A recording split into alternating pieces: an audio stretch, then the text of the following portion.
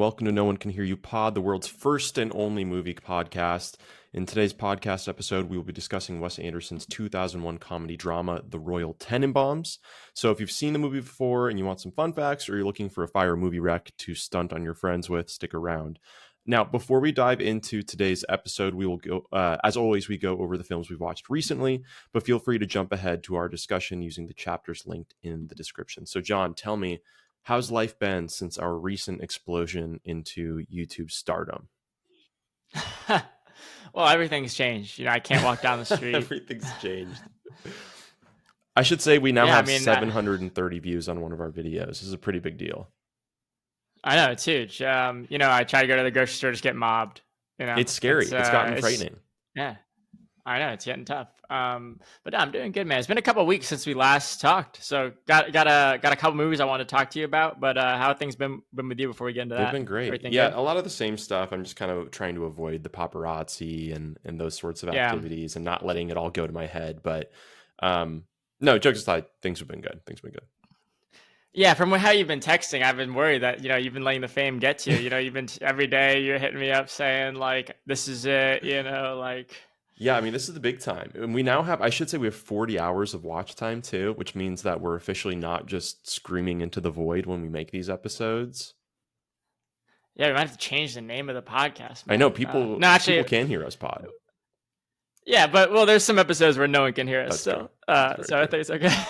Okay, let's hear some of the watches you've had recently. Yeah, no, I want to talk to you about Heretic because I think you actually told me to watch that once, and I finally did. But the first thing I'll say is probably not a great plane movie, and it was an unexpected, not a good plane movie. Just because I didn't realize how much like weird stuff was going to be in it. Like when that old lady came out, or like I was like, oh man, like there's like people around me watching me watch this, but whatever. I liked it though. I think like for a horror thriller, it was pretty engaging. I don't think I totally got it. I don't even know if I was in like the right headspace to like take it in, whatever it was, and I was watching it on a plane. But I actually really agreed with what your review said. I remember reading that and being like, yeah, like this is like that third act kind of dropped off a bit, but overall, like it was fine. Yeah, that was the 2024 Hugh Grant. And honestly, I cannot remember the name of the two lead actresses, although one of them has been in several movies at this point. But no, yeah, I agree. I think it has a great opening sequence. Hugh Grant is clearly just having a ton of fun with it. And I'm curious, so kind of spoilers about the movie here. Again, you can skip ahead to using the chapter links if you don't want to hear this. But, the movie ends up being that like he is a charlatan and a fraud. What did you think of that? Like, did you wish that he had gone full like correct, like there was actually a demonic presence, or he was in the presence of some sort of like reawakening that was unexplainable? What were your thoughts? Oh yeah, I was looking for some kind of resolution. I don't think I really understood it, or if the girl who survived actually survived, or if that was a dream, or like I think we might have talked about this a little bit. Like I liked all the analogies. Like I remember I liked like the Monopoly analogy just because I didn't know that history of it. But then like I was having a hard time tying it to the bigger picture, and I think because of stuff like like the bringing back to life thing, like I think that's where it just dropped off for me. I got confused. I didn't totally get where it was heading, and I was like, I didn't go into it kind of like I guess in the right headspace to like have to figure all that out for myself. I was maybe hoping for like something to take from it, but I was like, all right, I don't know what's going on here, but it was an interesting thriller. Yeah, I will say in particular that is not a great movie watch, because I think so much of it too is like it really succeeds at being setting that like atmosphere in the beginning that like you can't really feel actually afraid or on edge when you're in a plane. And so I do think that takes away from some of it, because you really start to feel like you're with these girls and you're like, how the fuck do I get out of here at a certain point? But I will say I actually really like the ambiguity of the ending, because I think there's some movies that are like open-ended, but it almost feels a little lazy. Like they're like, well, like maybe we can always just hope that like the audience can interpret what they want from it and they'll be happy with this. I actually really enjoyed, I think it's like, to me, like it's not that it's open-ended. It's almost like there's two different options. It's either, she sees the butterfly because she's hallucinating and she's experiencing something that people in the past used to perceive as a religious experience, but that's actually her dying, like she's about to die. Or it's like maybe an actual religious experience, and then is she going to go on the rest of her life and kind of proselytize this moment like Hugh Grant's character has said people have always done. So I thought it was a cool ending. No, that makes sense. Where are you at on watching movies on planes in general? Oh, dude. Like, I feel like there's a list of movies that I like. I wouldn't watch on a plane, but like sometimes it's like if it's all at the time I have, like, and that's not one that I'm like excited to fire up at home, even if it's like if I think it's gonna be good. Like there's certain categories of movies. Like I watched Blood Diamond on the plane recently too. It's like a Leonardo DiCaprio movie. It's like there's certain movies where like I'm okay watching it on a plane. Yeah, for sure. I mean, I think there's definitely a category of movie that I probably wouldn't get to if not on a plane, and so even if they shouldn't be watched on a plane, it's like, well, it was between this and I'm never going to see this movie anyway. So maybe I try to aim for more like I'll do a rewatch on a plane, like a comfort watch to just kind of help me go catatonic when I'm traveling. But that's my 2 cents. Yeah, I was going to tell you about one other movie that I wanted to see what you've been watching. I don't have as much to say about this one. I just wanted to tell you I was doing it. So I watched that Howl's Moving Castle. I'm just trying to go through that. I'm trying to go through the Miyazaki's because they're all on. It's just like perfect for me. They're all on one streaming service. There's not a lot of them, and that's an easy collection to complete. So I think I'm going to go through them. I definitely liked Howl's Moving Castle, but probably not as much as Spirited Away. But I did like it. Did you go sub or dub on that? What's the one where it's in English? Dubbed. Yeah. Okay. That's cool because they have Christian Bale is the voice of Hal in that version. Hal, yeah. I read that, which is interesting. They do a great job of getting really cool voice actors when they do the dub. I usually do subbed, but then I'll listen to the dubbed and I'm like, oh, this actually still sounds good. I like it. Yeah, I watched My Neighbor Totoro also, and they have someone cool doing that voice too. It's a girl. I can't remember who it is, but I noticed that too. That in the English. Yeah, they had Robert Pattinson did the most recent movie for them too. Oh, that's cool. Yeah. But yeah, what have you been watching? Yeah, I might have mentioned this on our last episode, but I think I watched it right after. I watched Memories of Murder by Bong Joon-ho. And that was his second movie, and it was really his like breakout hit. Came out, I think around 2000, maybe like maybe it was 2002, 2003. I think it was 2003. Yeah. And it just followed. Have you seen it before? No, but I've heard of it. Okay. Yeah. It not to spoil anything, but it just follows these detectives in South Korea that live in like a small rural town, and they're basically following up on the first confirmed serial killer in South Korea back when they had like no technology and they just weren't ready for any of this. And and it takes place in I want to say like the 80s. But anywho, so really, really good. I watched that in preparation for Mickey 17, which just came out again with Robert Pattinson. And I did see that. I was not a huge fan, unfortunately. I was so fired up to see it. And it just felt like it was a movie that was attempting to be a lot of different things. Have you seen this movie yet?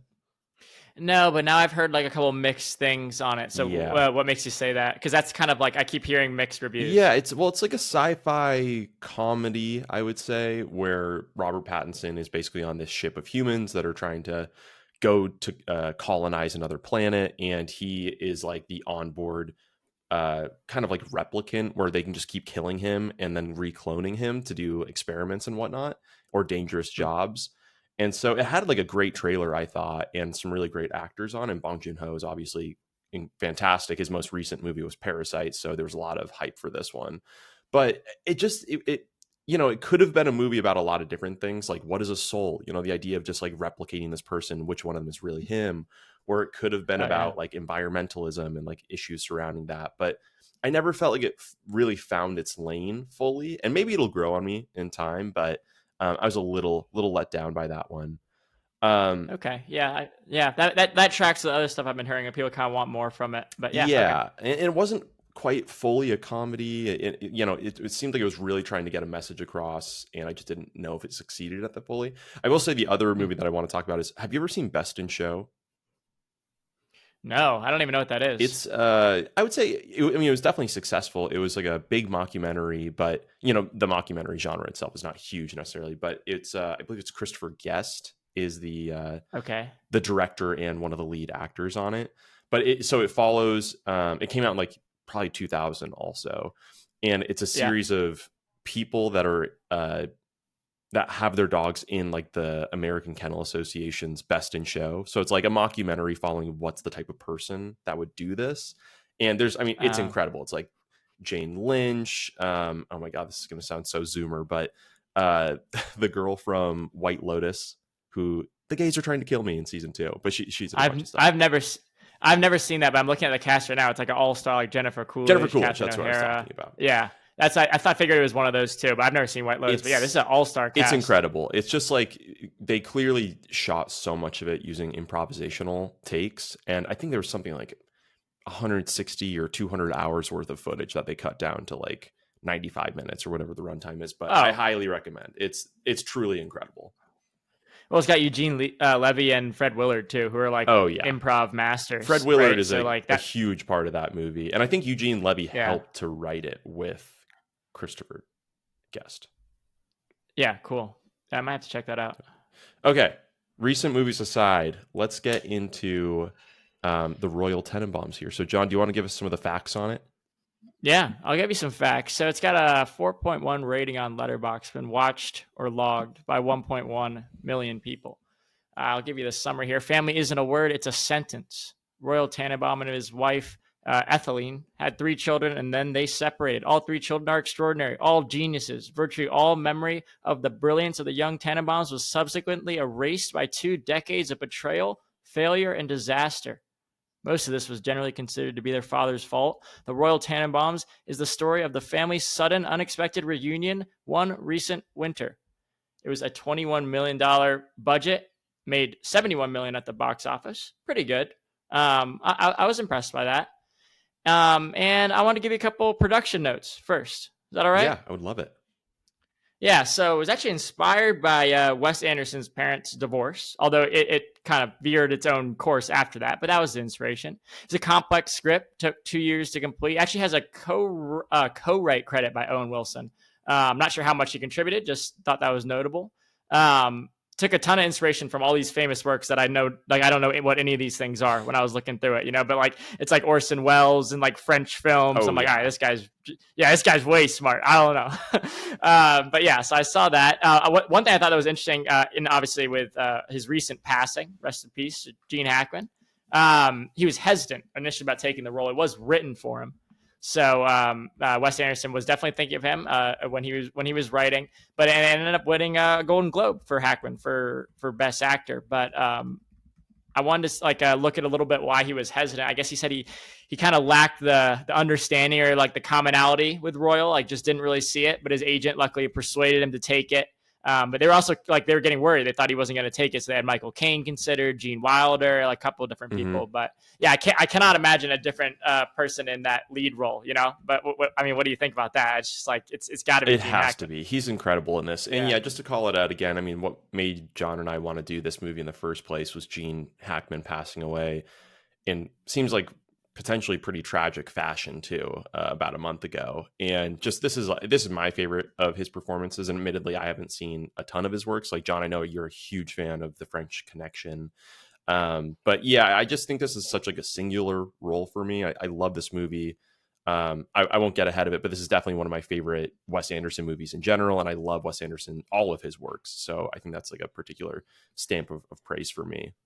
Yeah, I was thinking about that honestly because I've seen the big stuff. I haven't seen all, like I'm not an expert on him by any means, but I think my favorite is probably his performance in The Conversation, and then The French Connection, and then this. So that's pretty high praise because those are those are Oscar-winning movies, and I think this is a really good performance too.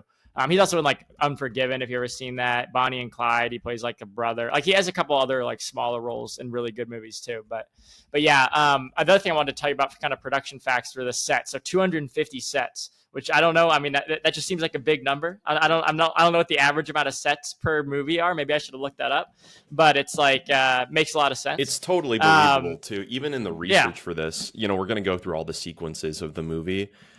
And I've written it out as best as I can to not make it too long. And it's easily the longest of any movie we've done so far, the number of scenes within it. And I absolutely, after reading through it all, was like, I definitely omitted a number of like Eli Cash stuff with Owen Wilson and a bunch of scenes that are like iconic for me that I can't forgive myself for not having in there. But there's so many cuts between this, and like you're seeing these people in their own little bubbles that they've built for themselves. Yeah, I think it's like, and I mean this in a not a bad way, but it's like a dense movie. There's a lot, like every little thing, even like throwaway things are interesting. Like he's just, and I want to talk to you about that a little bit later. Is that just like a trademark of Wes For Anderson, or sure. is this one more than others? But yeah, I wanted to ask you about that. I'll just give you a couple other quick facts. I'll turn it back over to you because I know this is a Nick classic, so I do want you to lead us through this discussion. One funny thing I saw that the bird that they use for Mordecai. Yeah. Have you heard this story No. about the bird? So I guess you know how that, and they're like, oh, why is he different? He's got more white on his feathers, you know? Like it actually is a different bird, but it was because someone captured the real Mordecai and was holding him for ransom against the movie. Like, we won't give you back in New York.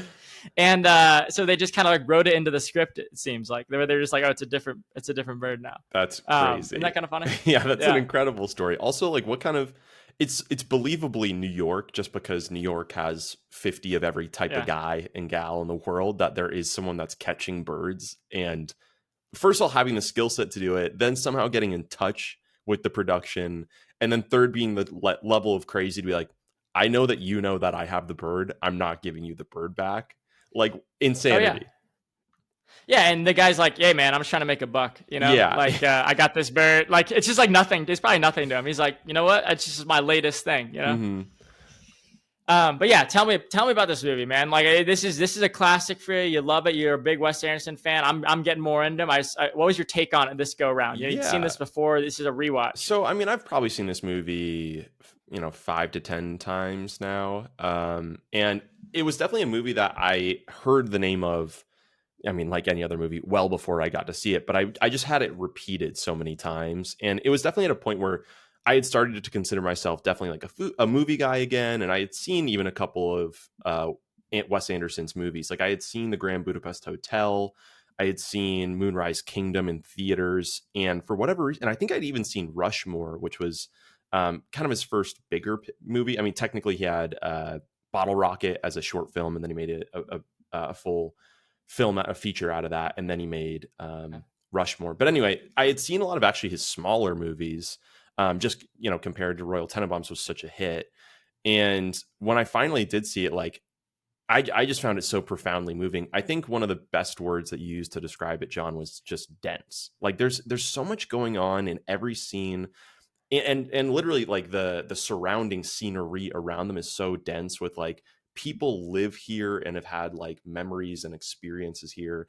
And there's almost times where I think if you're, there's certain directors that people can just have an allergy for their style. So I think some people could almost maybe find it distracting, but to me, it brings such a level of like authenticity and realism to it that, like, is everything that's on these people's walls what would be on my walls or someone I know's walls? Absolutely not. But like, these deeply cosmopolitan bohemian New Yorkers, it's like, for their family, everything about it, even if there isn't an explanation to like why they have a game closet with 400 games in it, you could totally see that these would be the type of people who would take it very seriously, and that Chaz probably had a running chart of who won and lost Monopoly the most times until they were like 20, The other thing that's funny is they have like duplicates of games. Like, there's like 2 operations or something. Yeah. I'm like, there's just something funny about that. Yeah. It's like, sure. It's so obvious. Like, I think what I'm learning about Wes Anderson is like every like decision is intentional, right? Like, or maybe that's like kind of the narrative that gets created around him, so it just adds to it.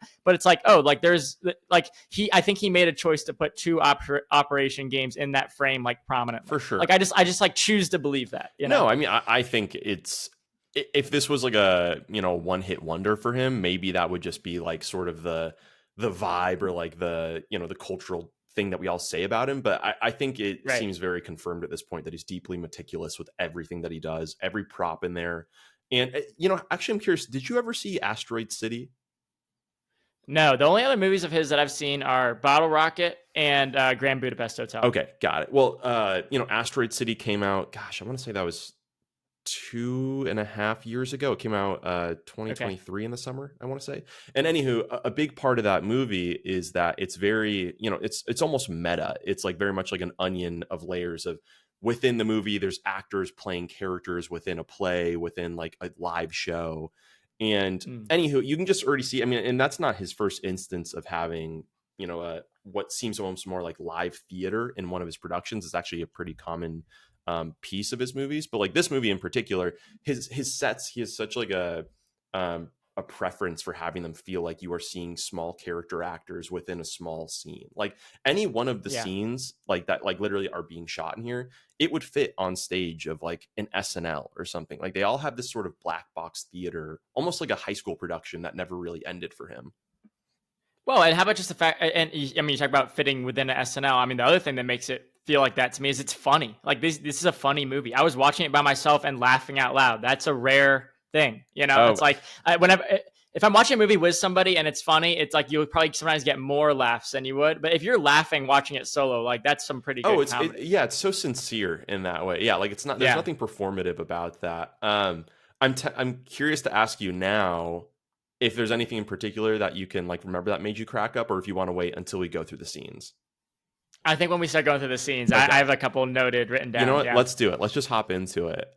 Sure. And like I said, there's going to be, this is a longer list than usual because there's a lot of scenes within this movie. So some of them I might skip over, and we'll try and get to them all later. But so I'll just start with the opening sequence. This is, you know, something I bring up a lot. I certainly didn't invent the concept of it, but just the importance of having a strong opener. It really is like a viewer. It tells you like how confident is this filmmaker in their vision, in their aesthetic, in terms of like how are they going to introduce me in the type of dialogue that they're capable of, both, well, I guess explicitly and communicating to us implicitly with these images.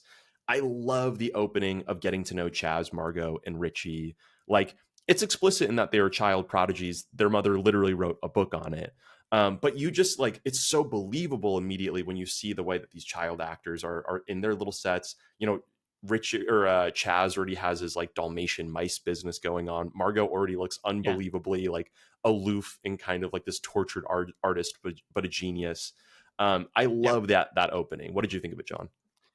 Oh, I thought it was great, and it's like I know I've seen that other places, and I don't know what it's like what it's a reference. Maybe it's a reference to something, but like you know when it starts, it's like it's to the point we made earlier. It's like right away you're getting so much, every frame you're getting so much detail. Every line adds to the character in some way. Like I guess I'll use the word again. It's dense and right in a good way, and right away you're like, oh, this is a story. This is like reading a book like rapidly. You know, you're just getting this background on them so quickly. So yeah, I really enjoyed that open. It really sets the tone for what you're about to get for into. Sure. And even on like a screenwriting level or a narrative level, it's really savvy and like quick. The way that it's like, you know, it could have been easy for this movie to get bogged down and, well, the first 30 minutes are going to be the child actors, or the first 15 minutes. Right. This movie, I think it's maybe the first, you know, 7 minutes or so.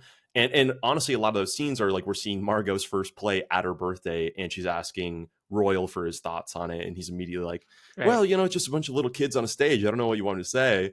And then like punctuates it with like, honey, that's just one man's opinion. Like he just clearly has no ability to talk to children. And in some ways that's like clearly a weakness of Royal's that we'll get into, but it's also almost a strength of like, he is so unflinchingly and unashamedly himself that like he can't talk to a child any differently than he would talk to, you know, the president of the United States or whoever it's going to be.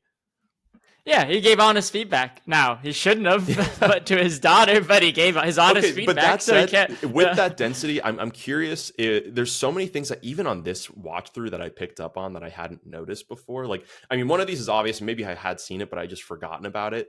But like Richie, for instance, they're saying like he's a prodigious child tennis player. He went pro when he was 14 or something, and he was also quite an artist. And it's just like 17 paintings of Margot that kind of look shitty that are all on the same wall. Like there's no subtlety to that.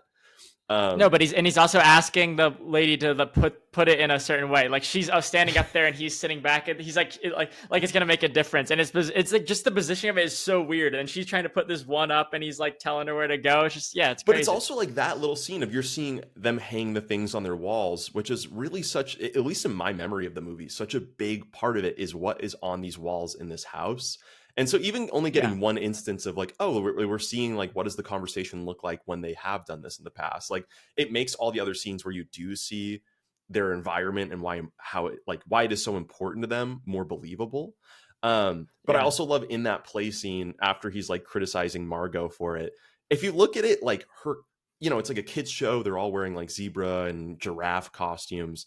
Margot's Yeah. animal has been shot 3 times. She has like blood dripping down the front of it, like clearly like bullet holes. And so it's like, what is this 9-year-old doing that here? Like, and it never touches on it. It's just one of those dense pieces of the movie that like it rewards a repeat viewing. But it's like, wait, okay, like, so yeah, like Royal's kind of a dick for his response, but also like, can we talk about like, should this girl go to therapy already? Because this is an insane thing for a child to write into a play. Yeah, that's just a crazy detail. You made me think of something else with like them putting stuff up on their walls. And actually, Royal has like stuff on his walls too. Like he comes home, he's like, "Hey, where's?" And he says the name of something, and we don't find out later. It's that it's like the boar's head or whatever. Is that what it's called? I don't know. Yeah, okay. Yeah, incredible. But he's like that's the big thing that's missing, and then he puts it back up, or someone puts it back up. But yeah, and we get his discussion with Chaz, Margot, and Robbie and Richie about his upcoming divorce with his wife, and they're asking like, is it our fault? And he's like, well, we make concessions about you, but it wasn't your fault. Like another, like, he's just very honest. And from there, we just cutting forward a little bit, we see Etheline, his wife, and her longtime accountant Henry Sherman, and he proposes to her for tax beneficial reasons, he first says. Which leads to Royal hearing about it from Pagoda, who is the valet that lives at the house with his ex-wife. First of all, I just want to say, so that's really what kicks off the story, is he finds out about this. It's like kind of a fit of like, well, we're estranged, but she's still my wife. Like a very old world feeling there. Is it also not that he gets kicked out of, he runs out of money and gets kicked out of the hotel? Like, is it because he wants love again, or does he not have a place to stay? It's tough to say. Maybe, I mean, it's a little bit of both, because, he hears about it from Pagoda and immediately goes to see her. But then simultaneously, I think it was like, oh, also it's a place that I can move into, and I'm kind of a bastard. So this works out for me. That was my take on it. Is he just like ran out of money, and then he finds that out, and it's like, all right, like I don't even know if he's trying to win her back. It's funny. And it's a great Danny Glover too. I had to give a shout out to him. For sure. I was just gonna say, I think Henry Sherman is a character that the first couple watches of this, there's just like, he's just not as like vibrant, purposefully so, as a lot of the other characters, or at least not as like, he's everything Royal isn't. Exactly. There's actually a line in the movie. Great line. Yeah. And so he's just much more of like a subtle, like straight man in this movie. But in this movie, or in this particular scene, like he's so sweet, like, and it really is such like a charm to him, I think, when he's like, she's like, so this isn't really about taxes, I don't think. And he's like, no, I don't know why I said that. But you never get a sensation of like, oh, he's being deceptive or malicious. It's just like, he's just clearly a little shy, and he really cares about her. Yeah, isn't there another line towards the end of the movie too, where it's him and Ben Stiller, and they're getting ready for the wedding, and Ben Stiller's like, "Yeah, I lost my wife too," and he's like, "I know," like he doesn't like he's just finding that out, but he does it in a nice way, like in a sympathetic way. So he's like, "Yeah, I know Chaz," or whatever his name is, Chaz. Chaz. Yeah, the way he says it is like a man talking to a child too. Like I'm not. Right. I know that you really need to bring this up right now, and it's totally not the time to bring it up, but like, I can be the bigger person here for you. That's exactly just because you're saying that. I also just want to call out when when Etheline first tells the children that she's been proposed to, and or actually, I think they know at this point, but they're all having dinner together, and Henry's there, and Ben Stiller just keeps calling him Mr. Sherman, and he's like, call him Henry. He's like, no, I will call him Mr. Sherman. Just a great scene, great Ben Stiller scene. That's great. That's great. Okay, so from finding out about the upcoming marriage, though, Royal then meets with Etheline outside of the house and hits her with the incredible "baby, I'm dying" scene. I'm sick as a dog. I got 6 weeks. Unbelievable. And she just incredible scene from both of them. Royal is it's so funny when you know that it's not true. Like from the get-go, I crack up when I watch this scene now. But like, Etheline is so devastated, and it's so convincing. I think she's incredible in this scene when she starts crying. She's like, "What's wrong with you? Are you, and all those pieces. Who's the doctor?" She's really good. She's top tier in it, and I think that's Hackman's best scene too, because even when he goes back on it again, he's like, no, I actually am dying. Like, I'm still like, there's still a piece of me that believes him. Like, he is such a bastard that, like, you're like, you know what? Maybe he was just testing her. He's also such like a shameless liar to just boldface lie to this person and then just be like, hey, I'm gonna lie to get what I want. Oh, she's hurting. I don't want to lie that bad. And then she reacts. She's like, what's wrong with you? Are you crazy? And she really slaps the shit out of him. And then he's like, okay, well, this is the other option for me. I'm just going back to the lie. I like the lie was a better vibe for me. I think in my research, in the production research, that was a real slap too. Like, it was a real painful slap that they said. And the other thing I wanted to note about him is, like, I was constantly thinking about how much work he's putting into, like, the story. Like, he's got all this equipment in the room, and he's like hired multiple. Like, I know one's Pagoda. Wait, was one Pagoda? Like, I don't remember who he has all hired. There was one guy was like another bellhop. He was the doctor. He had all these people like in on it. But yeah, I think Pagoda was the other guy, right? He was like taking care of him too. Yeah, well then at one point he also does go to an actual doctor prior to this, and I think they're like, you're totally fine. Like, there's no issue. Right. But yeah, shortly after this, so he does then move into the house, and there's a lot of different like fast cuts here and different scenes that are going on. We get to see well, actually Richie, we shouldn't cut over this. Richie being on the boat, coming home and getting picked up by Gwyneth Paltrow is like definitely one of the most iconic pieces of this movie as well. Bro, that I had that as a note down of like such great throwaway stuff. When you first meet Richie, you think they're like a rich family, so you think he's like off sailing, off the coast of Italy or whatever, like talented Mr. Ripley style. But then like the second time it cuts to him, you realize he's on a cruise ship and he's just traveling around the world on a cruise ship. Yeah. Like, that's just such a funny small detail. I don't think I even really picked up on that until this watch too. Like, just like that, it's not he's this like grand explorer. He's just like going cruise ship to cruise ship around the world. Yeah, like there's other people on the cruise. So when he says like I gotta get back, I gotta get off in Halifax or whatever he says, like and then you realize that there's just other people on this cruise that he's just incredible. So there's that scene. I also there's a couple other just character intros I wanted to touch on.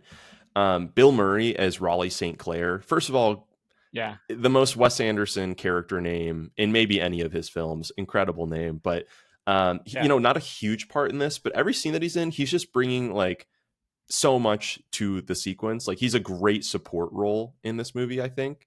And his introduction to being with Margot, where she's just like this, she went from this gifted, precocious playwright and now is depressed and aloof and just spending 6 hours a day in the bath hiding from her husband, is a great scene as well. Also, what is he doing? He's like a researcher. He's trying to prove this kid has some like syndrome. Incredible. I have a lot to say about Dudley Heinsbergen. Okay, I'll hold off then. The scene where he's the first scene with him, where he's like, okay, Dudley, I need you to replicate what I've created. And he's like, got it. Right. Also, this kid is wearing the shortest shorts through the whole movie with this stupid fucking bucket hat. I love him. And he's like, and he's even helping him when he's supposed to be like matching his puzzle. He's like, uh-oh, what are you going to do with that red one? What are you doing with the red one? And then he just completely doesn't look anything like it in shape or color. I know. And then it leads to that great line later where he overhears him like talk. He's like, wait, I'm colorblind? Yeah. He's like whispering into his mic and he's like, the patient appears to be dyslexic and colorblind, but has oddly good hearing. Yeah. And he's like way down the hall. Good. Love those scenes. And then also Chaz and his sons, we get to see his fire drill in the apartment, and clearly he is mentally quite unwell after the death of his Rebecca, tragically in a flight. But even that is like, it's not a throwaway line because it's very important, but it's very quickly spoken over of her passing, and that the sons were in the plane and their dog was in the plane. And then it cuts to, you see the dog Buckley in his little dog cage in like the snowy mountainside. And in the distance, you see like smoke coming up from like supposedly where the plane crash was. It's like they didn't have to film that at all. And like, it's maybe a 2-second cut, 4 seconds.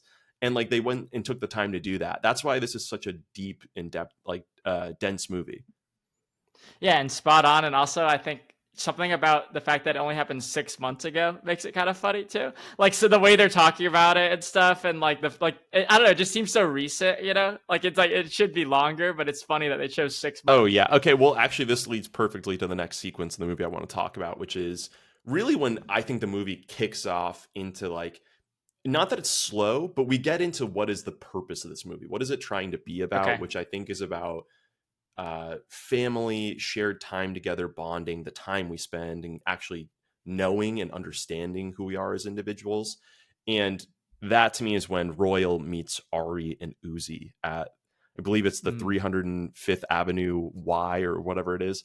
Walks up to them. He's like, "Do you know who I am? I'm your pappy."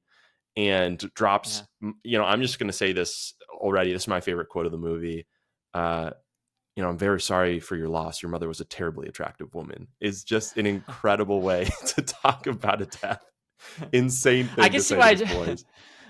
I can see why Gene Hackman's reading that script going, I don't know. I don't know about this one. Is this like the end of my career? Yeah, but from there, I mean, it pretty quickly goes into, we get to see Royal take the boys into like a day in the city, and we see him like, in his words, what is the exact line? I'm talking about taking it out and chopping it up, scrapping and yelling, mixing it up. Like he just has all of these very old world lines that are so great in the movie. But they're like immediately driving go-karts around. He takes them to a dog fight. Riding on the garbage truck is the best. It's a great just shot. Riding on the back, because that's like a childhood like fantasy. So him riding on the back of the garbage truck is like unbelievable. It's so good. And then committing petty theft. He's like smoking a cig in this fucking convenience store. It's also not like the 70s or 80s in this movie. It's like it's 2001. It's like it's not that old of a film for this dude to be in there smoking a cig, watching these kids steal. Well, I think it's kind of what makes it like absurd in a way is it's actually not even clear what time period it is. Like, I think it's all over the place. Like some of the way they dress and stuff, you actually have no idea what year it takes place or the city that it's in. It's actually not clear that it's in New York. I know it was shot in New York, but there's not like landmarks. Like it's just like some ambiguous city, and like you have no idea what time period. That's a great point about the ambiguity of the time period too. That especially the more Wes Anderson you see, John, like that is so recurring. And a lot of it, I mean, ultimately, I think there's a lot of writers and directors who get accused of the crime of, like writing themselves into the character. Like I think Chris Nolan gets that quite a bit. I'm not even sure necessarily how guilty he is of that. Wes Anderson is easily, prime suspect number one when it comes to that, though. He has these recurring, motifs and themes of gifted children, adults who either were gifted or are gifted, but like are very much still held back or not adjusted by what happened to them in their childhood. And one of the other ones is like, there's very much a sort of a precociousness where like he has a lot of these protagonists that are just obsessed with art and culture that is not their own. And so like French culture is a huge piece of a lot of his movies, and you can see that in like the French New Wave style of how he shoots and how these people dress. Like even the way that Margot looks, I think is sort of like a French look in some ways, it's a very European aesthetic. And I think part of that makes it feel a little bit more ambiguous about the time period, because these people are so like bohemian and cosmopolitan, and they're pulling from all these cultures, and everything's very trendy. It's like, oh, this is a song you haven't heard about that's from like 1948, and it's from this little French town. Like, so I think it's one of his strengths, but it's something you see in a lot of his films. Well, and then, I mean, here's another, I guess, example of it. In Grand Budapest Hotel, really interesting, like that whole culture. And like, it's kind of like, have you ever read that book, like Gentlemen in Moscow, or heard about that? I think they made it into a show too. Yeah, but it's very much like that era of like nice hotels, and like all the like the service, like the elevator, like the way they're dressed and all that stuff, and the super fancy high end, like people living in a hotel kind of culture, whatever. I don't know enough about it, but anyways, then there's like a bit of that in this too, where like the outfits and like the elevator operators, the bellhop and the uniform, the bellhop and the uniforms, and I mean, to the point on the time period, when did elevator operators lose their jobs? I have no idea, but it definitely wasn't. That's a really good point. In 2001, he was cranking it. I don't know what But even that, like, he has such a good ability to keep this movie interesting in little ways that, like, it's just a little joke here or there that ultimately has nothing to do with the story, but has everything to do with the feel of it. Like him being like just pulling the crank, like you can accelerate an elevator. I'm not exactly sure that that's how that works. I could be wrong, but either way, it's like he didn't have to put that in there, but it's a little something to always keep you on your toes. Yeah, exactly. Okay, so from there, one other character I've actually I would be remiss to not talk about is Owen Wilson's Eli Cash. Incredible outfits throughout it. We get to see him, wanting desperately to be in the Tenenbaum family, as a sort of outsider character that's now recently become quite famous, and now he's getting attention from, Margot within the family where he didn't get it before, and he's just immediately spiraling out of control because of it. But he's got some great cowboy fits, and he's got some great throwaway lines. I think my favorite performance in this movie is the first scene between Luke and Owen Wilson. And obviously they have great screen chemistry. I really like Bottle Rocket a lot. Mm-hmm. It's only one of the three I've seen, but I just really like them together in a movie. And that first scene where they're in his apartment, there's like some throwaway line where he's like, "Oh, sorry, I'm on mescaline," just like stuff like that. And then all the art on the walls, and it's just like everything about that first scene with them is just, I think it's my favorite scene in the movie. Yeah, I mean, I think that's a great point. The art on the walls too is just like, I think unlike every other character that has like, even if it isn't exactly what I would put up, I think it looks nice and cohesive and it makes sense for who they are. Eli Cash's art is like insanity and confused and outfit, and like it's all conflicting and pulling from different things, and none of the flavors blend of it. It's great. Also, what does he do? What did he write about? Like, why is he getting interviewed? Is that like, I didn't understand what was going on. I think that's intentional. Yeah. The line is like, everyone knows that Colonel Custer dies at like the Battle of Little Horn. This movie or this book presupposes Old Custard. Maybe he didn't. Like, it's like, what do you mean? It's like if you had a book about Hitler dying and there's real conspiracies about him actually dying. I'm trying to think of who you could think of. Wait, I think that's based off a real book or something. I think I saw that in the influences called Old Custard or something. I wish I knew more about it to speak on it. But like, to our point about all the references and all the stuff Wes Anderson's pulling from, I think that's something that is probably really funny to someone who's really smart. Got it. Yeah, it's almost like if there was a book written, I don't know if I would call it like, it doesn't seem conspiratorial. It just seems like almost like history, like fast popular history, I guess. But it's like if they had a book that was about like, hey, like everyone knows JFK was assassinated in Dallas, but what if he wasn't? It's like, listen, there's a lot of conspiracies about that. No one thinks that JFK didn't die in Dallas. Like that's a crazy take. But I think also the joke is that like JFK is someone that people care about, like culturally. Like no one's walking around like, oh, General Custer, that's a man right there, For sure. And that's also definitely like a Wes Anderson sort of like, everyone that is in this movie, I was thinking about it, like it seems like almost every character has published a novel. Like that is a type of person. Right. Everyone's very much an academic, even if they aren't necessarily working at the university. Right. Okay, moving on. So after we get some of the sequences of the boys playing with Royal, we get to see, this is just a quick one, but I just really liked it, Chaz and Royal in the game closet when he's saying what's on his face. He thinks that he's hurt and he's like, oh, that's just dog's blood, which is like the one answer that's actually worse than it's my son's blood.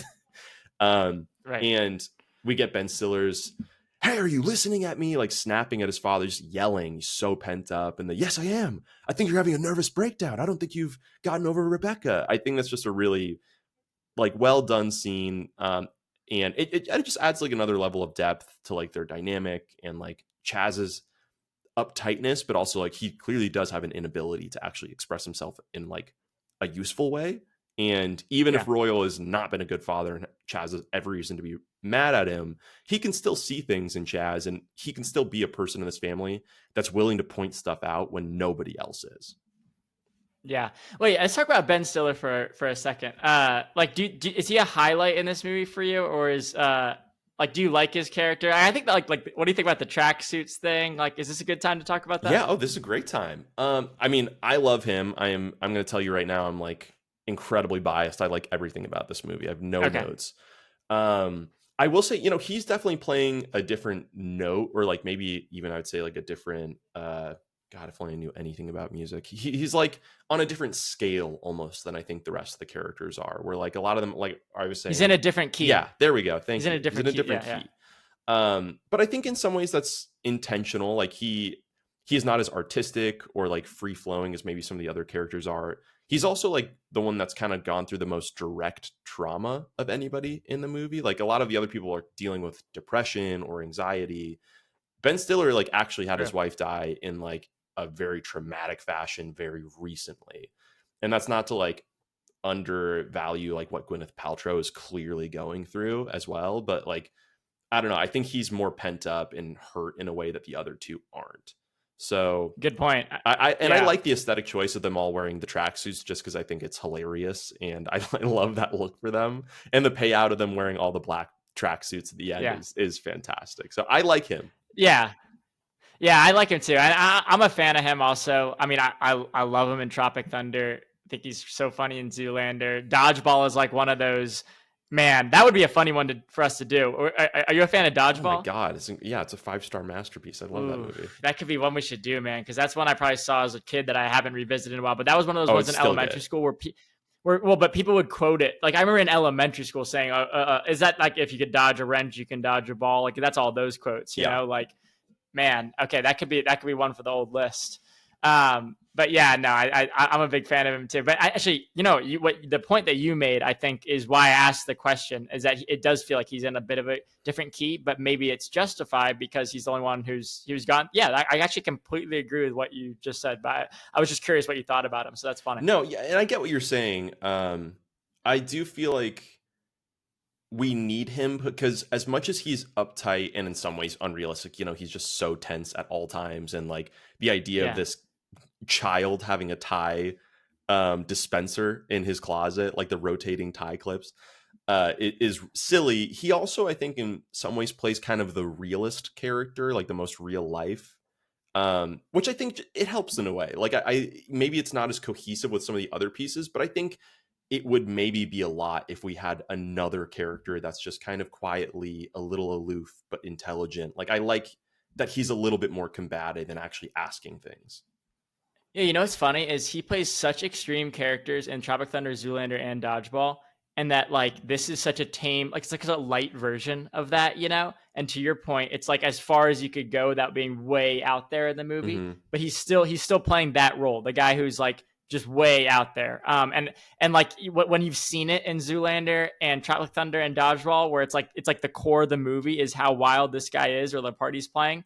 It's like definitely a kind of a weird like thing you have to adjust to of like, oh no, he's still a little bit in reality, but he's still playing that role. So yeah, that's but I like him too. I always like. Yeah, and one last thought. I think you also need him because he's really the only one that shows the harm that Royal did to this family. Like Ethelene is as much as she seems to be a very competent mother and woman, she's not the most emotional. I think it's hilarious when she's visiting Gwyneth Paltrow and saying how Ben Stiller is going to be moving in, and she's like, well, why is he allowed to do that? And she's like, well, I think he's a bit depressed. And she's like, and I'm not. And she's like, you're not what? After confronting her daughter for spending 6 hours a day in the tub. So like, you know, she's competent, not emotional. You don't see anything out of her. Gwyneth Paltrow, incredibly emotionally stunted, nothing out of her. Richie does love Royal ultimately, so no anger out of him really. I think you need Ben Stiller to be in this to be like, no, like fuck you, you were a bad father, and I don't forgive you for that immediately. Just because I don't know, it gives a little bit more life to that history.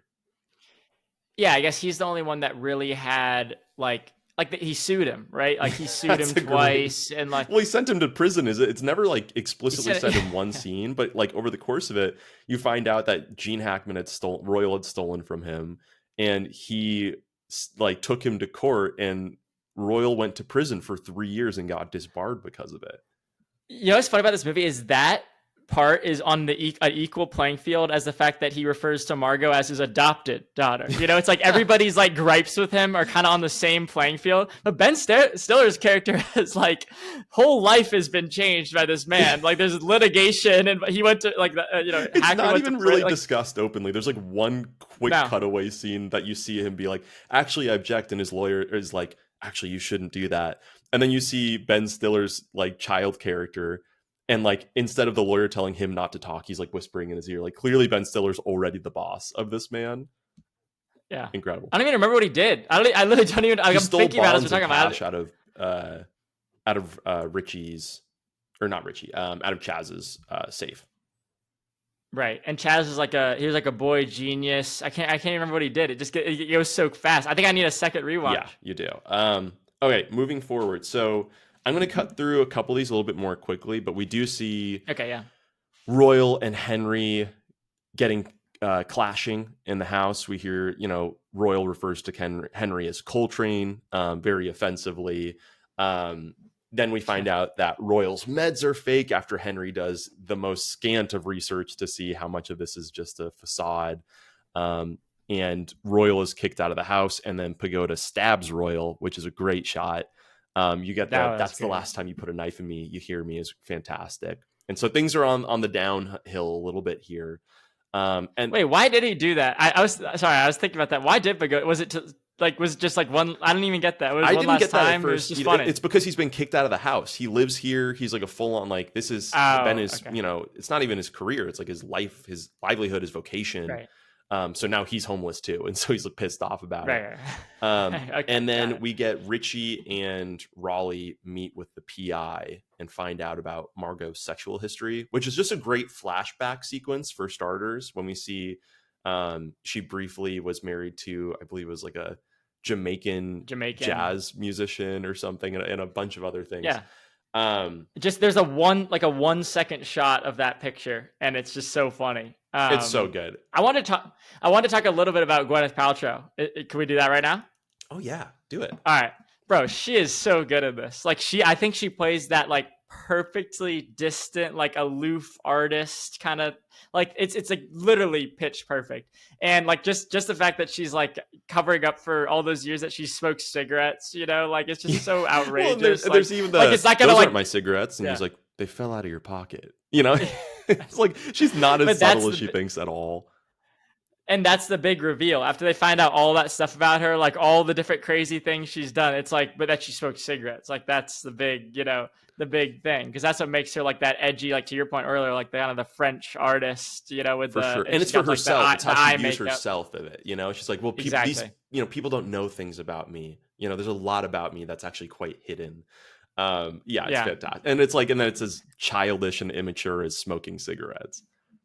Oh, I know. And then just to skip ahead, a good laugh also is when she has the play at the end, and there's the line about Gene Hackman saying, "This is my adopted daughter," and he's the only person in the audience who laughs. Yeah, he loves it. He loves it. yeah, and I know, and it's also funny that all her plays have failed, except then like she does one about her actual life, and it's like she finally gets to do the one about her actual life. I don't even know what's funny about that, but like something about that just interesting.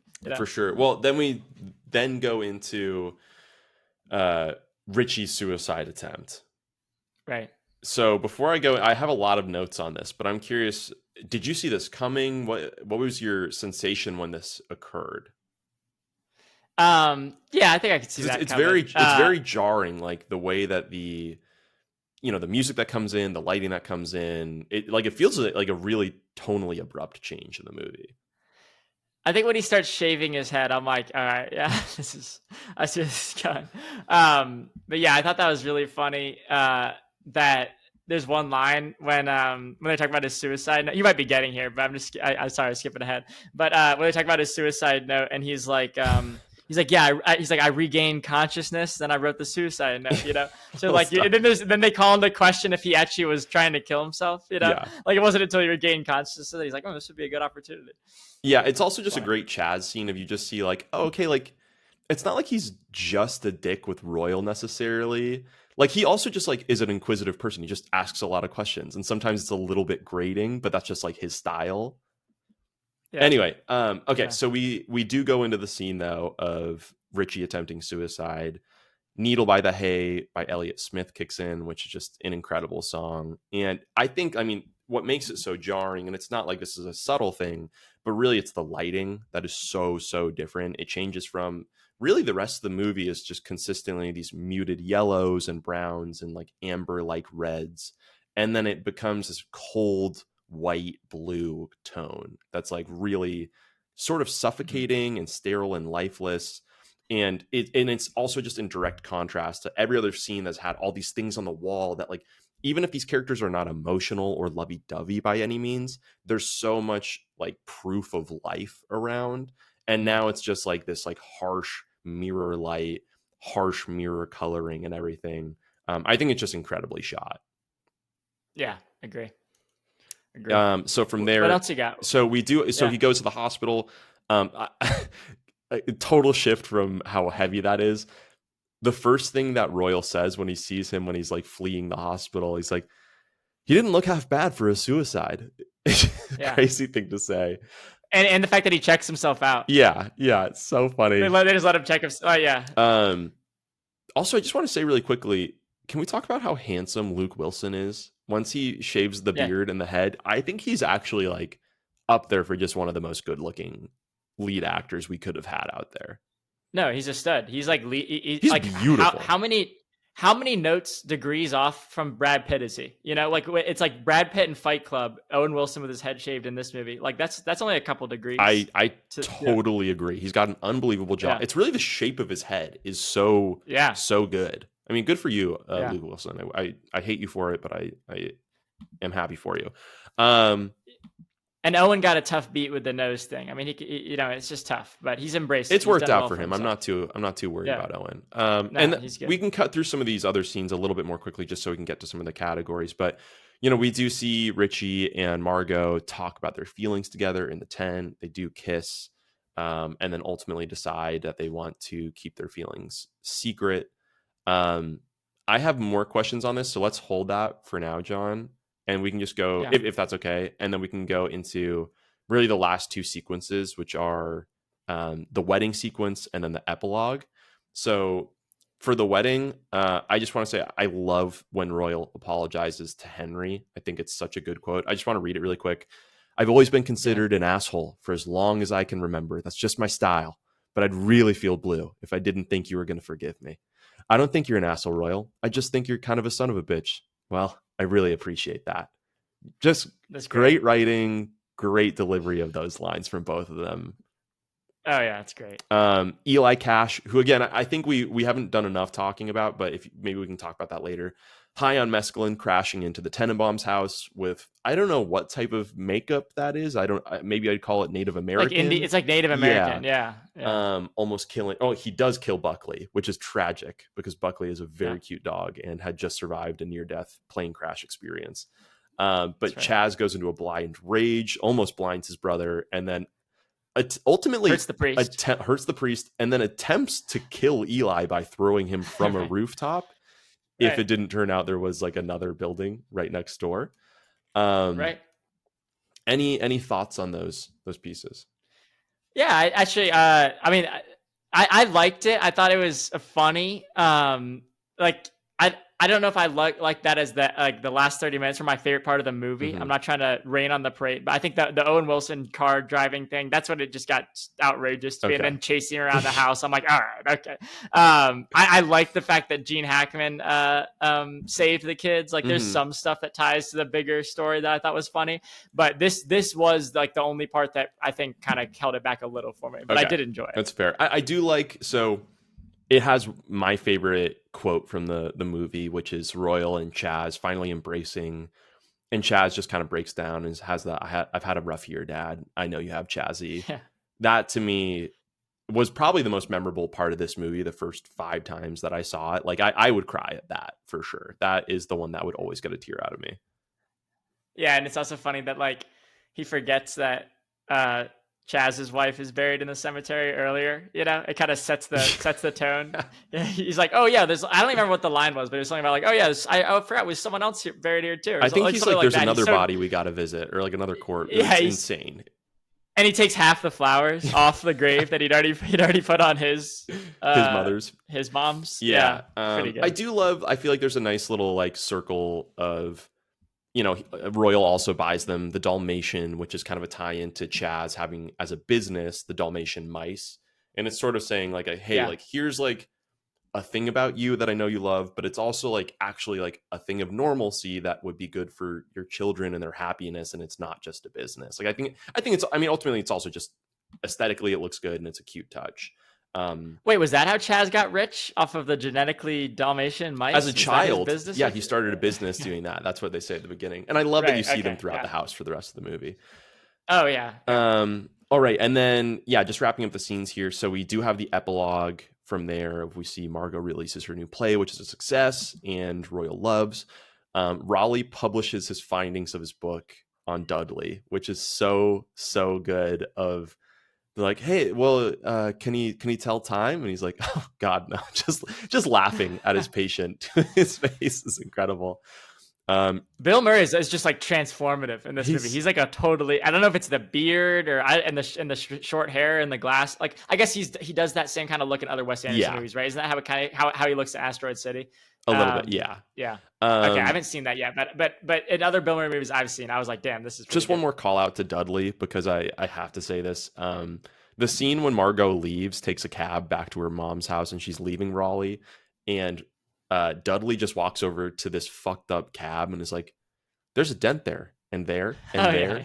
My girlfriend and I all the time now will just point at stuff and say dent, just like so spastically. I love it. And also it's Gypsy Cab Co. or something. What's their like? It's the weirdest. Yeah, it's everything about it is like so New Yorker, like offbeat. There's like a block of wood in the window. Yeah, like half of the window is covered with like a 2x4. Yeah, you know. So and then Chaz reconciles with his father, and they start having more fun and riding on the garbage trucks together, which then leads to Royal having the heart attack. We see he and Chaz in the ambulance. I should also just say Alec Baldwin's narration in this, I think, is really excellent. Great. I think he does a fantastic job. Just a great voice for it. It's the perfect voice for it. Yeah, and it's humorous and it's intelligent like they are. It's really well done. And then ultimately we have the funeral. We get to see the black tracksuits, which I saw online. It's also kind of hilarious that almost no one at the wedding or at the funeral is wearing black except for Chaz and his sons, which is kind of like a sweet way to show that like they actually did reconcile. They took the time. They were the only ones that took the time to get a funeral attire. Well, and Chaz was the one who saw him die. Yeah. Chaz was with him to the end. He was the only one who was there holding his hand. And then lastly, we get to see his headstone, which reads, died tragically, rescuing his family from the wreckage of a destroyed sinking battleship, which earlier in the movie, he obviously references comedically wanting that. Clearly, he doesn't have that sort of lifestyle, but by the end of the movie, you actually see how true that ended up being. Yep. Dude, I got one thing that we didn't mention in the best. I think I'll give it to you now. Do it. Music. Unbelievable music. Early on, there's a great Hey Jude cover. Oh, yeah. But the music that I really loved is, so what they do is they do the Charlie Brown Christmas like instrumental piano version earlier on in it. And then they bring it back in that scene at the diner where they're getting some ice cream with Margot and Royal, and they bring it back, but with like the vocal version of it, and it's just like that heartstrings nostalgia of like watching those movies like as a kid, you know. And it's just like, wow, that like I just thought it was an incredible use of that song. Literally a song that was written in the 60s for a 20-minute animated Charlie Brown movie. Is just like this pivotal scene between Gwyneth Paltrow and Gene Hackman. So totally. Well, and also Gwyneth Paltrow, when she first is stepping off the green line to pick up Richie, and These Days is playing, is also just incredible. There's not just a great score, it's like the needle drop of it. Like they're very intentional and obvious when these songs come in, and they always fit. Yeah. They're beautiful. This goes without saying, but like I think the performances in this are just excellent. Like everyone's playing, this is very surreal in some ways, right? Like that's not really how people tend to talk, but I don't know. It felt like very much like you were seeing live theater, and you were okay with that, because when people are performing on this stage, we don't want them to speak how we speak. We want them to speak, in more of a soliloquy or whatever it's going to be. So anyway, I'm butchering that, but I just love the performances. I love the writing. I love like all of the scenery, the set design, the costuming. After this movie, Gwyneth Paltrow's costume as Margot was very much like a thing everyone was wearing at like Halloween parties, things like that. So I think a lot of different things were hugely impactful after this movie. Cool. Any particular like favorite quotes you want to call out? No. Do you have any? Mine would have. We might have given a couple already. Yeah. Yeah, I've already said most of mine. I guess I'd have to say it's probably a tie between "I'm very sorry for your loss. Your mother was a terribly attractive woman," and "I've had a rough year, Dad. I know you have, Chazzy."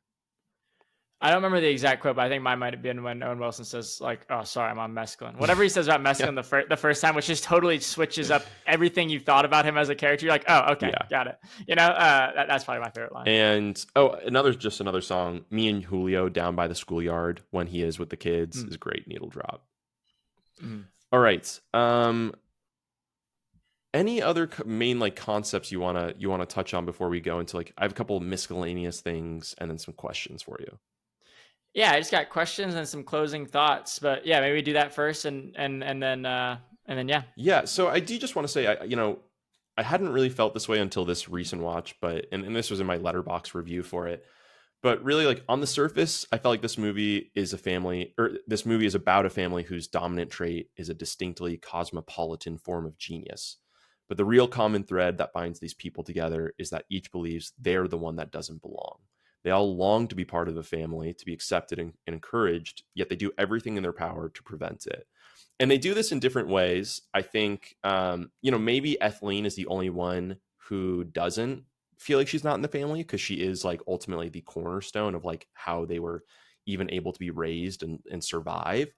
But I view all three of the children as feeling like they do not fit in for some reason or having some sort of and Cash or whatever his name is. And Cash, absolutely. Yeah. I mean, he's probably the most literal example of that. Yeah, he is. But even Royal, the cutaway line, when he gets kicked out, I believe when he says, the past week or whatever it was has been the happiest of my life, and then the narrator's like, as soon as he said it, he knew it to be true.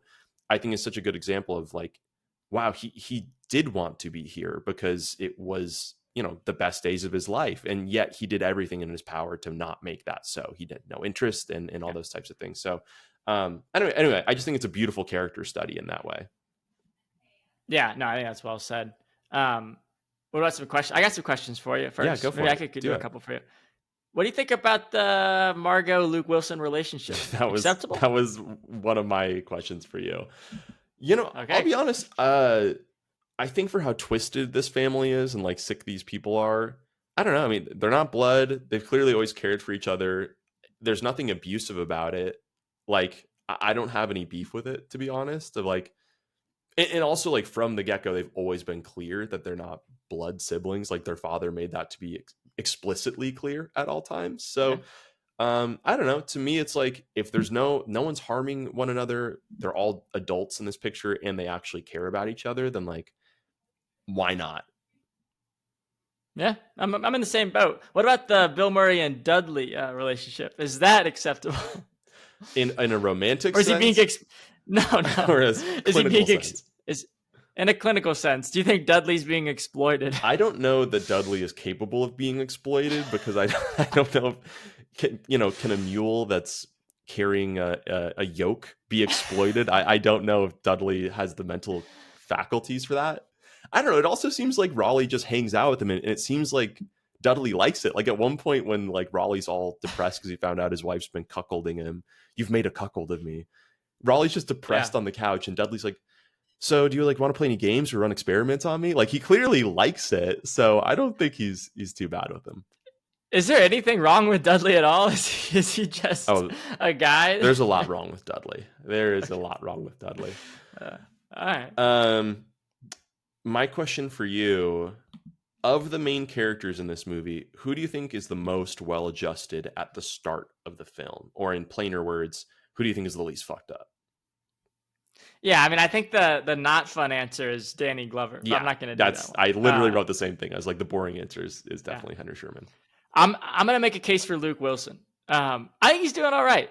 Like I think you could point to the suicide attempt, but I don't know. I'm not trying to judge the man, but it seemed more like a cry for help. I think the suicide note being written after he had already regained consciousness is maybe a good marker of that. He doesn't have any notable drug issues. His romantic interest, as we just discussed, seems actually to be not so inappropriate, maybe frowned upon. I think they say in the movie it's frowned upon, maybe, but not illegal. And he actually has a hobby that he can turn into a business, an old tennis pro. And I was giving back coaching kids. So I think Luke Wilson, he's doing all right. Hang in that there. was my same take with it. Although I do. So what do you think about Owen Wilson and Gwyneth Paltrow at the end of this movie? Do you think they end up together, or have they decided to just kind of longingly love each other from a distance? I don't think it's exactly clear, because of Luke Wilson and Gwyneth. Sorry, Luke Wilson was what I meant to say. Just because in the tent she says, I think we're just gonna have to agree to love each other in secret, but at the end they definitely are kind of leaning on each other and they're being a little bit more honest with each other. So I don't think it's explicitly clear if they do or don't end up together. No, I don't think it is either, but I think they're on the same page about whatever it is, So maybe that's the good thing about it, is at least the feelings are out there and it's mutual, Yeah, agreed. All right, those are all the questions I actually wanted to go over. Do you have anything else? No, I wanted to see where this ranks for you. Maybe this kind of leads, and we've done a decent amount of time on this, but this is worth the conversation. I want to see what your ranking of Wes Anderson is and where this fits in. So I should say I've seen most of his movies, but there are a few I have not seen. I haven't seen The Life Aquatic, The Darjeeling Limited, Fantastic Mr. Fox, or Isle of Dogs. But okay, I have seen Royal Tenenbaums, Grand Budapest, Rushmore, Bottle Rocket, both the short and the feature. Moonrise Kingdom, French Dispatch, and Asteroid City. So I would say this is. What about that Henry Sugar one? I don't understand. There's like a bunch of short. So that was a short film. He made, I believe, 4 of them for Netflix. And actually, it's funny you mentioned that. That is the only. I've seen 2 of his short films that he did with Netflix. I think it's The Interesting Tale of Henry Sugar. I can't remember exactly what it is.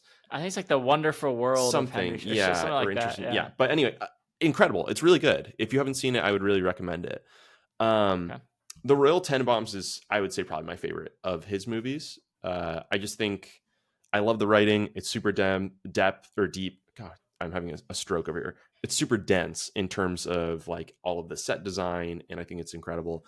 After that, it's probably Grand Budapest Hotel.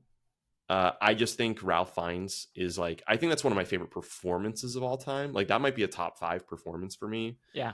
And then Rushmore is incredible as well. Rushmore also has like a special spot in my heart because I saw that in high school, and that was like a big deal for me getting into film in the first place. Yeah. And then I need to see that one too. Bottle Rocket, I didn't see that one until later because I mean that's definitely one of his much smaller films. I don't think nearly as many people have seen that, but it's actually I would probably put that underneath Moonrise Kingdom. I saw Moonrise Kingdom in theater once, maybe twice. I really enjoyed it. And then French Dispatch was getting a little too artsy, I think, for me. And then Asteroid City as well. Like I would never question that they're not excellently made, but I think that they were a little bit too self-indulgent, whereas Royal Tenenbaums and Grand Budapest felt a little bit more put together. Yeah, makes sense. We're at the point where I can give you my score, then you can do yours. Or you got anything else before we do that? No, I'm ready. All right. So I gave it a 4. I really liked it. I think I have feelings about Wes Anderson in general, and I think it's a lot of what we talked about. These movies move really fast. He crams a lot into them. They almost need a rewatch to truly appreciate them, and I don't know if that's like a con against it. I'm not really sure. I think people really like the universe he created. I want to be one of those people. Like I don't want to be someone who doesn't understand it, but it's tough. I feel like you have to like watch a lot of his stuff and rewatch it. And I think I'm in like the appreciating phase right now. What I think is great about it is I can see myself watching this movie in a couple years and giving it 5 stars. Like I like that it has the potential for that, and like of what I've seen, I kind of feel the same way on all of them, which is weird. Like I give them about 4 with a heart, Grand Budapest, Bottle Rocket, and this. And I think it's just because like it's a lot to take in when you're not when you haven't seen them all. Like as you're starting to go through them, and I think as I see more, they'll settle out in their rankings and scoring. But yeah, that's my feeling on it. Really liked it. But that's probably where I'm at. Got it. Well, I love that you at least enjoyed it a lot, and oh yeah. I didn't want to say it myself, but I would echo what you just brought up of like, I think in the future, the more you see these, you may reevaluate them in the future. Just because I mean, like I said, there's still stuff I notice every time I go through this that I appreciate more. And I think any like real cinema fan would probably shoot me for this, but just like the phrasing of this. But in a way, Wes Anderson almost has like cultivated a cinematic universe, if you want to call it, for lack of a better word, where it's like, what I mean by that is, that when you're going to watch one of his movies, there's very much an aesthetic and a narrative style and dialogue style that you're going to be experiencing. And I think, like I mentioned earlier, like in some ways that if someone had an allergy to that, I don't think a lot of people do. And I think that's to Wes Anderson's credit. But, if you did, then that it is what it is.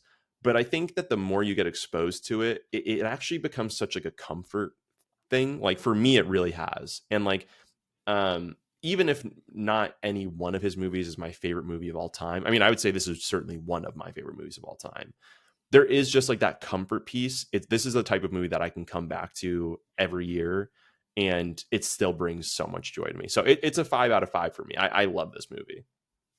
Yeah, and to your point, here's I think the difference between him and other directors is like Scorsese has a style, Spielberg has a style. I think Wes Anderson is unique where like a lot of his style like is the movie. So if you're not like bought into the style and you're just like a casual viewer and you just watch it, it might be a little confusing. You feel like you're not in the crowd to be able to appreciate it. But I think as you probably watch him more and like grow and appreciate that style, like it actually makes the movies even better where you see how it fits in the universe, to your point. So that's, I think, the key difference with him is, and I have a lot of respect for him and I do really enjoy him. And I'm actually pretty excited to like watch some of these other movies that we just talked about. Yeah, I will be very interested to talk more about what you think of those other films too. Because I mean, I think Grand Budapest is fantastic too. Like sincerely, I think it's so good. I think of the three I've seen, that's my favorite so far. I would love for you to talk about Rushmore with you. That is like one that, okay. I mean, it's definitely not like real cinema heads love, know and love that movie, but it's definitely not as popular as some of his other ones just because it's so early on. And it's an unbelievable Bill Murray performance in that. Yeah, throw it on the list. All right, it's on there. John, any final thoughts on the Royal Tenenbaums? No. Do you have any? No, I think we're good to wrap it up. We did it. Okay. Well, let's close it up here. As always, thank you all for listening. This was a joy to discuss Wes Anderson's The Royal Tenenbaums. We haven't figured out or decided what movie we want to watch next. We have a list going. But as always, if any of you have ideas for what you would like us to watch, please leave it in the comments. I will remind you, we have watched 100% of movies that have been recommended to us as of March 23rd, 2025. If you comment in the YouTube video, we will watch it. Okay. Yep. So please do. And, we have other movies that we have previously gone through. So those will be linked at the end of this video. But in the meantime, a like and subscribe is always appreciated. And we appreciate your time. See you later, everybody. Right. Thanks, guys.